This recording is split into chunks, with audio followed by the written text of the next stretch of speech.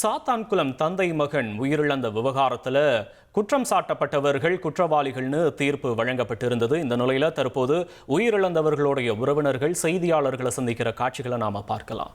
அவங்களோட மரணம் வந்து இயற்கையான காயங்கள் கிடையாது அப்படின்றத சொல்லினாங்க. அதை குறித்து எப்படி நாங்க அதுதான் சொல்றோம். 7:50க்கு 7:45 என் கடையில இருந்து எங்க அப்பா கூட்டு போறாங்க. கூட்டு போன உடனே 7:50ல இருந்து திருப்பி 11:30 வரை அடிச்சிருக்காங்க. திருப்பி 11:30க்கு ரகு கணேஷ் உள்ள வந்திருக்காரு. ரகு கணேஷ் திருப்பி 3 மணி வரை எங்க அப்பாவையும் என் தம்பியும் மாறி மாறி, எங்க அப்பா முன்னாடி தம்பியையும், என் தம்பி முன்னாடி அப்பாவையும், எங்க அப்பா என் தம்பியை அடிக்கும் போது அவ்வளவு கதறி இருக்காங்க. இதெல்லாம் அவனுங்க வந்து ரசிச்சு, அந்த இன்ஸ்பெக்டர் ரசிச்சு இது பண்ணி இருந்திருக்காங்க. அதுக்கான இது இன்னைக்கு குற்றவாளின்னு அவங்க வந்து நிரூபணம் ஆகியிருக்கு. தண்டனை கண்டிப்பா உச்சபட்ச தண்டனை நீதிமன்ற நீதிபதி கொடுப்பாங்கன்னு நாங்க நம்புறோம். அதே மாதிரி இந்த வழக்குல குறிப்பா இவங்க 2 பேரும் அடிக்கிறதுக்கு வந்து நம்ம ட்ரைனிங் கிடைக்கிறதுக்கு வந்து சிக்கிருக்காங்க, அப்பா மோனி சிக்கிருக்காங்கன்றதுல நீதிபதிகள் அந்த தீர்ப்புல சொல்லிருக்காங்களா? அதை சொல்லுங்க. எந்த அளவுக்கு அவங்க மனசுல எந்த அளவுக்கு அவங்க அதான் அதிகாரத்துல நம்ம இருக்கோம், யாரும் நம்ம போலீஸ் யாரும் நம்மள கொஸ்டின் கேட்க முடியாதுன்ட்டு. ஆனா அதெல்லாம் அவங்களுக்கு மனுஷங்களே அவங்க கிடையாது. ஒருத்தன் குண்டா நல்லா சிக்கிருக்கான், வந்து அடிக்கி பழக வாங்கன்னு சொல்றதெல்லாம் அவனுக்கு மனித தன்மையே கிடையாது. அவன் மிருகமா தான் அவன் இருந்திருக்காங்கிறதுக்கு இருக்கு. நீண்ட நாள் போராட்டத்துக்கு இன்னைக்கு வந்து உங்க கணவரையும் மகனையும் ஒண்ணு சேர இழந்தீங்க. இன்னைக்கு வந்து நீண்ட நாள் கண்ணீருக்கு இன்னைக்கு ஒரு தீர்ப்பு வந்திருக்கு. அந்த தீர்ப்பு நீங்க எப்படிமா பாக்குறீங்க? போராட்டம் எல்லா மக்களும் எல்லாரும் எங்களுக்காக எங்க கூட சேர்ந்து போராடினாங்க. அதுக்காக ஒரு நல்ல தீர்ப்பு வந்ததுன்னு நினைக்கிறேன். உங்க கணவருக்கும் உங்க மகனுக்கு ஏற்பட்ட வேற யாருக்கு நடக்கூடாது. ஆனா இன்னும் தொடர்ந்து இந்த மாதிரி காவல்துறை மரணங்கள் நடந்துகிட்டே இருக்கு. அதுக்கு நீங்க மத்திய மாநில அரசுக்கு என்ன கோரிக்கை வைக்கிறீங்க? நீதிமன்றத்துக்கு என்ன கோரிக்கை வைக்கிறீங்கம்மா?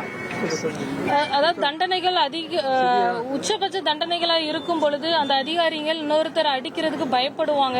ஏன்னா இப்ப அவங்களுடைய குடும்பங்களும் சஃபர் தான் ஆக போகுது. அப்ப அதை வந்து மத்தவங்க யோசிப்பாங்கல்ல. அப்போ இதே போல நம்மளுக்கும் தண்டனை கிடைக்கும், நம்மளும் நீதிபதி என்ன தண்டனை கொடுக்க போறாங்கன்னு தெரியல. அந்த உச்சபட்ச தண்டனைகள் கிடைக்கும் பொழுது அவங்களுக்கு அந்த பயம் வரும். ஒருத்தரை வந்து அந்த மிருகத்தனமா அடிக்கவோ பண்ண மாட்டாங்கன்னு சொல்லி நம்புறோம். அப்படிப்பட்ட தண்டனை கொடுக்கணும்னு சொல்லி நாங்க கேட்டோம். இந்த தண்டனையை முன்னாடியே வழங்கியிருக்கும்னு நினைக்கிறீங்களா? ஆமா, கண்டிப்பாக முன்னாடியே வழங்கியிருக்குதா. இன்னும் நிறைய எத்தனையோ கஸ்டடி டெத் நடந்துகிட்டு தான் இருக்கு. தெரியறது தெரியாம இருக்கலாம்.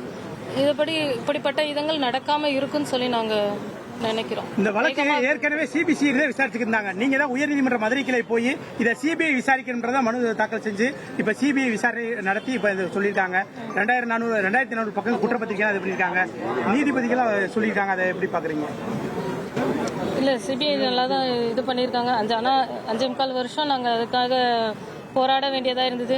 எங்களோட எல்லா மக்களும், நாங்க மட்டும் இல்ல, இந்த தமிழ்நாட்டில் உள்ள எல்லா பொதுமக்கள், ஏதாவது எங்க வீட்டுல உள்ள இழப்புன்னு மாதிரி அவங்க நினைக்கல. யாரோ ஒருத்தங்களுக்கு இல்ல, ஒவ்வொருத்தருமே அவங்க வீட்டுல இழந்த மாதிரி அவ்வளோ அழுது இருக்காங்க எல்லாருமே. அந்த வீடியோவோ, என் தம்பியோட எங்க அப்பாவோட வீடியோ பார்த்து அழாதவங்க யாருமே இல்லை. அந்த இது எல்லாருடைய உணர்வுகள், போராட்டங்கள் வந்து தீர்ப்பா வெளிப்பட்டிருக்கு. 5 ஆண்டுகள் உங்களுக்கு அழுத்தம் மிரட்டல் அப்படி எதுவும் வந்தது இல்ல? அப்படிலாம் இல்ல. அதுல முக்கியமா பெண்ணிக்ஸ வந்து ஒரு இரவுல 200 முறை பின்பக்கமா தாக்கினாங்க நீதிபதி குறிப்பிட்டிருக்காங்க. அவங்க வந்து உறவினர்கிட்ட அதை சொல்ல போகுது. அந்த இந்த அளவுக்கு கொடூரமா தாக்குறதுக்கு ஏதாவது முன்விரோதமா அந்த மாதிரி அப்படிலாம் எதுவுமே இல்லை. எங்க அப்பாவும் என் தம்பியும் எந்த குற்றமே செய்யல. எங்க அப்பாவை விசாரணை கூட்டு போனா விசாரிக்கிறவங்க எப்படி விசாரிக்கணும்? கூட்டு போன உடனே அடிச்சதுனாலதான் இப்போ ஒரு தகப்பனை வந்து மகன் முன்னாடி அடிக்கும் போது நம்ம கேட்க மாட்டோமா? எங்க அப்பாவும் எந்த தப்பும் செய்யல. அப்ப அவன் கேட்கறதுல என்ன, நம்மளுக்கான உரிமை தானே அது. அதான் அவங்க அதிகாரத்துல இருக்கோம், போலீஸை எடுத்து பேசுவியா அப்படிங்கிற ஒரு காரணத்துக்காகவே பாலகிருஷ்ணன்லாம் நீ அடிக்கும் போது சொல்லி அடிச்சிருக்கான். நீ செத்தா சாவு, நான் என் சொத்தை வித்துனாலும் நான் வெளியே வந்துருவேன் அப்படிங்கிற வார்த்தையெல்லாம் அவன் சொல்லியிருக்கிறான். இன்னொருத்தர் சொன்ன மாதிரி ஒருத்தர் நல்லா ஃப்ரெஷ் பீஸா கிடைச்சிருக்கான், அடிச்சு பழகலாம் வாங்க. அப்போ இவங்களுடைய மனநிலைமை எவ்வளவு ஒரு கொடூரமான மனநிலைமை. தனக்கும் தன மனைவி பிள்ளைங்க இருக்காங்களா, அதே போலதானே அடுத்தவங்களுக்குங்கிற எண்ணங்கள் இவங்களுக்கு கிடையாது.